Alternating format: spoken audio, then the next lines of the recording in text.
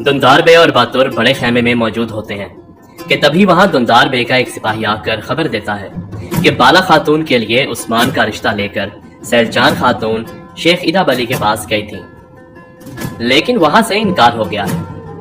ये सुनकर दुंदार बे तंजिया लहजे में मुस्कुराते हुए कहते हैं कि अगर वो अपने सरदार चचा की जगह अपनी ताई जान को भेजेगा तो यही होगा। फिर कुंदूज बे इजाजत लेकर खेमे में दाखिल होते हैं और कहते हैं कि चचा, अभी अभी खबर मिली है कि एक बाजंतीनी काफिला अपना सामान छुपाए कुलुजा हिसार की तरफ जा रहा है।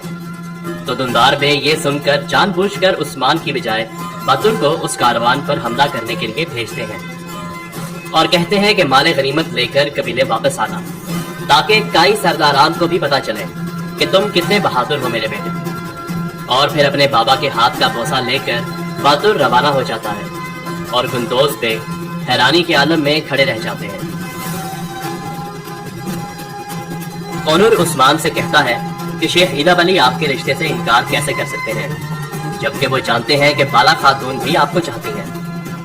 हम बाला खातून को अगवा कर देते हैं। फिर उस्मान और कौनूर रवाना होने के लिए घोड़े निकाल रहे होते हैं कि तभी वहां बामसी बे आते हैं और उस्मान से उसकी उदासी की वजह पूछते हैं। तो उस्मान उन्हें गुस्से में कहता है कि शेख इदा बली मुझे बात करने के लायक नहीं समझते। आखिर ऐसा क्या गलत किया है मैंने? फिर बामसी बे के समझाने पर गुस्सा ठंडा होता है उस्मान का। उसके बाद बामसी बे उसे खबर देते हैं कि दुंदार बे ने बातुर को काफिले पर हमले के लिए भेजा है। तो उस्मान ये बात सुनकर कुछ खास रद्द-ए-अमल जाहिर नहीं करता। सरजान खातून आईगुल से पूछती हैं कि आजकल तुम्हारे बनाए हुए कालीन इतने बेजान क्यों हैं? तुम इतने गहरे रंग क्यों इस्तेमाल कर रही हो? इससे पहले आईगुल कुछ कहती, ज़हरा खातून वहां आ जाती है और सरजान खातून से कहती हैं, जैसे ही हमारी जिंदगियों से मुसीबतें टल जाएंगी तो लाल रंग के खूबसूरत फूल भी बन जाएंगे कालीनों पे। फिर वो दोनों बातें करते हुए तल्ख हो जाती हैं। ज़हरा खातून कहती है, उस्मान तो एक औरत के पीछे दीवाना हो गया है और उसके बाबा की कुर्बानियां भी जाया हो गई।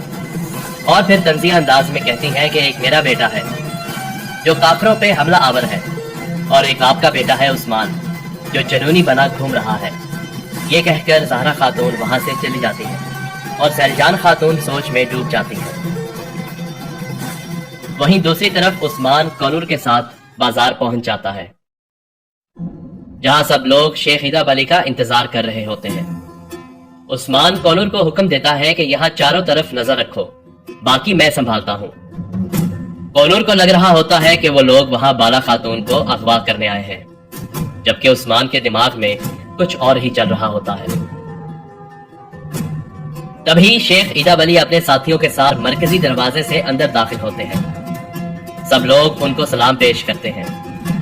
फिर शेख इदा बली अपने बाजार आने का तिजारती मकसद सबको बताते हैं और उस्मान छुप कर ये सब देख रहा होता है।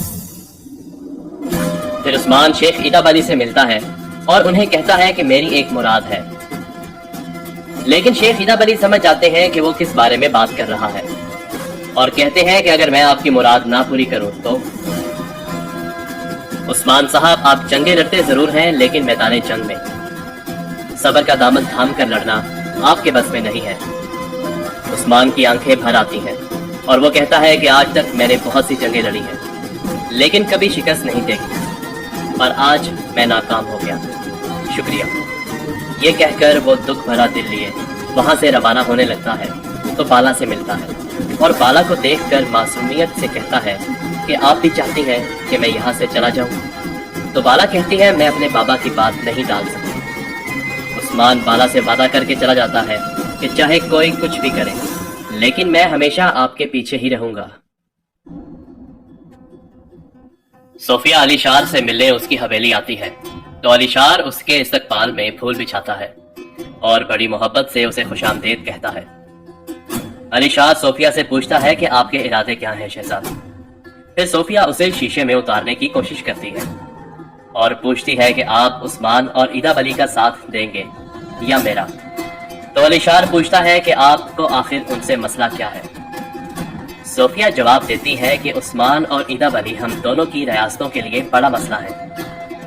अभी वो बातें कर ही रहे होते हैं कि अलीशार का सिपाही बातुर के काफिले पर हमला करने और माल चुराने की खबर से आगाह करता है। یہ سن کر صوفیہ آگ بگولا ہو جاتی ہے اور علی شار سے کہتی ہے کہ اب فیصلہ آپ کریں، آپ کو میرا ساتھ دینا ہے یا نہیں۔ قالانوس جو کہ صوفیہ کی محبت میں پہلے سے ہی گرفتار ہوتا ہے، صوفیہ اس بات کا فائدہ اٹھاتی ہے اور اسے ایک اہم فریضہ سر انجام دینے کو کہتی ہے، جو کہ ایدا بلی کی موت ہوتی ہے، اور کہتی ہے کہ ایدا بلی کا دل چیر کے لے آؤ تو میں تمہاری بیوی بن جاؤں گی۔ یہ سن کر قالانوس کہتا ہے کہ میں ایدا بلی کا دل نکال کر آپ کے قدموں میں رکھ دوں گا۔ یہ سن کر صوفیہ خوش ہو جاتی ہے اور کہتی ہے پھر جلدی سے ایک کامیاب منصوبہ تیار کرو، میں تمہاری منتظر رہوں گی۔ اب کیا خطرے میں ہے شیخ ایدا بلی کی جان؟ گندوز بے غصے میں تل ملاتے ہوئے اپنے خیمے میں آتے ہیں اور چیزوں کی توڑ پھوڑ شروع کر دیتے ہیں۔ بار بار چلاتے ہیں علی شار تم نہیں بچ سکتے، نہیں بچ سکتے۔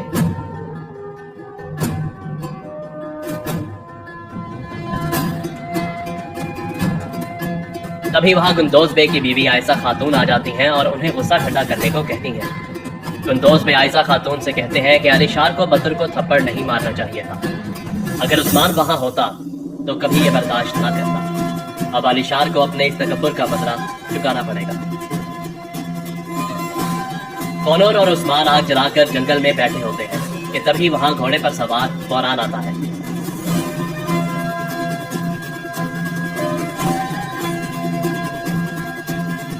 اور عثمان سے کہتا ہے کہ آپ کی پیشین گوئی ٹھیک تھی، صوفیہ علی شار سے ملنے اس کی حویلی گئی تھی۔ پھر بوران کے چہرے کی طرف دیکھ کر عثمان کہتا ہے اور کیا بات ہے بوران، کیا بات ہے بتاؤ۔ تو بوران بتاتا ہے کہ علی شار صاحب جرگے میں جا گھسے اور انہوں نے بدر کے قافلے پر حملہ کرنے کی وجہ سے دلدار صاحب کی بے عزتی کی، اور تو اور بدر کو جرگے میں کھڑے ہو کر سب کے سامنے تھپڑ بھی مارا۔ یہ سن کر عثمان غصے میں آگ بگولا ہو جاتا ہے اور کہتا ہے علی شار صاحب کا کیا تعلق ہے اس سے، اور بدر کہاں ہے اس وقت۔ پھر عثمان بوران کو کہتا ہے میں جانتا ہوں وہ کہاں ہوگا، اور بوران کو سپاہیوں کو لے کر پہاڑی پر آ جانے کا حکم دیتا ہے اور کونور کے ساتھ پہاڑی کی طرف روانہ ہو جاتا ہے۔ بدر شدید غصے کی حالت میں علی شار سے بدلے کی آگ میں جلتا ہوا اکیلا جنگل میں ہوتا ہے کہ تبھی وہاں بدر پر حملہ ہو جاتا ہے۔ یہ حملہ کسی اور نے نہیں بلکہ سلواڈور نے اپنے سپاہیوں کے ساتھ مل کر کیا ہوتا ہے، اور بدر اکیلا اتنے سپاہیوں کا مقابلہ نہیں کر پاتا اور تلوار اس کے ہاتھ سے چھوٹ جاتی ہے۔ لیکن تبھی وہاں عثمان پہنچتا ہے اور حملہ آوروں پر تیر چلانا شروع کر دیتا ہے۔ پھر بدر کو اس کی تلوار دوبارہ تھماتا ہے اور دونوں بھائی مل کر جوابی حملہ کرتے ہیں اور سب سپاہیوں کو مار گراتے ہیں۔ علی شار صوفیہ سے ملنے اس کی حویلی آتا ہے تو صوفیہ پہلے سے دسترخواں بچھائے اس کا انتظار کر رہی ہوتی ہے۔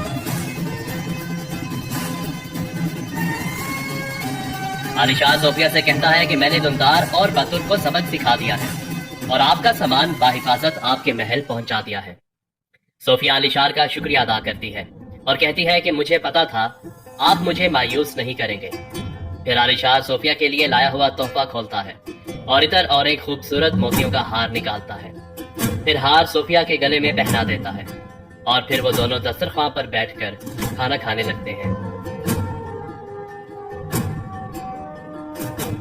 اب کیا عثمان وقت پر پہنچ کر شیخ ایدا بلی کی جان بچانے میں کامیاب ہو پائے گا؟